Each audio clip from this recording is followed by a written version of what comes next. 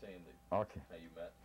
Yeah, the first time we actually met after months of correspondence. Oh, I was going to go to where she lives, and we're going to meet in the middle, but I had to work. I had crisis at work, so I said, well, if you want to meet, you got to come to where I work. Come to my place of business. So she comes in, she meets me, she has to use the bathroom, so I take her all around, take her to the lobby and everything else like that, you know.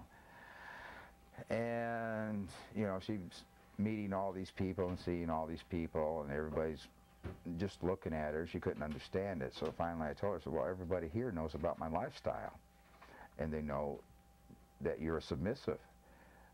And she was embarrassed. It was really quite humorous, actually, because I've never been, since I've gotten to this, really, since I found out about this, it's me. I'm not going to hide who I am. So, and everybody else is so used to this, oh, I got to keep this quiet. It's really funny. She was totally embarrassed, and it's like, all the people that work out chuckle out of it. Eventually I had to get over that, huh? Mm-hmm.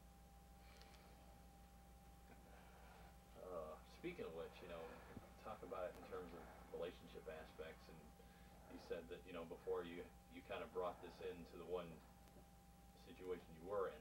Uh-huh. Did you ever find, and maybe not, considering after that, the way your search went, but maybe you can speak about it from other people, you know, did they find it hard for them to relate or find people who were outside of this in terms of people that they'd want to date or be with?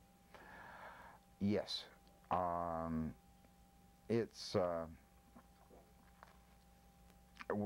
when people are really get into this lifestyle, when they really realize this is what they are, it's hard to have a relationship on such a personal note to be with anybody that isn't in this lifestyle. It gets very frustrating sometimes, because that makes especially if somebody is looking to have a relationship with somebody, like a lot of people do, like I have ended up having, it makes it very difficult because the pickings are rather slim. It's younger people have a harder time than the older people do, because, well, let's be honest, a lot of younger people would prefer to be with people their own age rather than people my age. And yet there's, at that point, a lot of people aren't even aware of what they are. And so it gets rather frustrating sometimes if you're a single person in this lifestyle. You were saying it's kind of an older thing?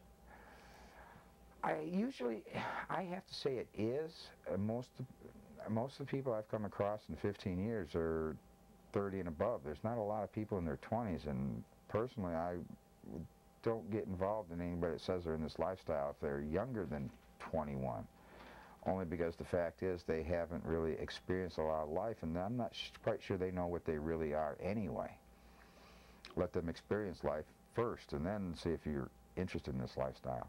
But that's what happens with a lot of people. It's getting more, there's more young people now than there was when I first started because of the internet. It's more out there, it's more accessible.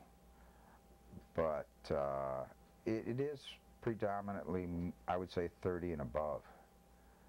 It's because younger people have other things that are on their minds too. They got their schools, they got trying to get a career going, they got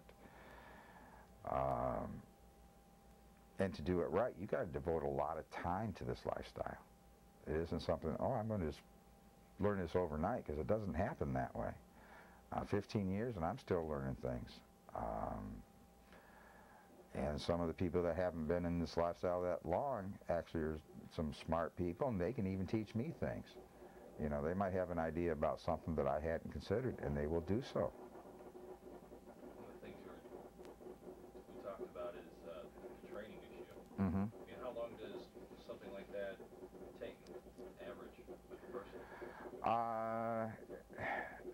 Basically, I would say that the right to really start doing the if I'm training a dominant, I would say 6 months before he should start even thinking about training a submissive. A submissive, if you're training one for yourself, you're talking years anyway, because you're going to put a lot of time and a lot of effort into it. If you're just helping somebody along and just guiding them, it's going to be 3 to 9 months for a submissive. The dominant is a little bit harder to train, only because you got to teach them certain characteristics that they got to have. You got to teach them the self-control, the discipline that they have to have for themselves. There's an old saying in this lifestyle: you can't control somebody else till you can control yourself, which is a very true statement. If they're the type that are hot-headed or whatever, you gotta teach them how to control their own emotions. So it's and you got to teach them to know themselves very well. That they have to recognize that they have limitations, things that they can be capable of, and things that they can't do. You can't just go out there and just try everything on the block, because you're going to do damage.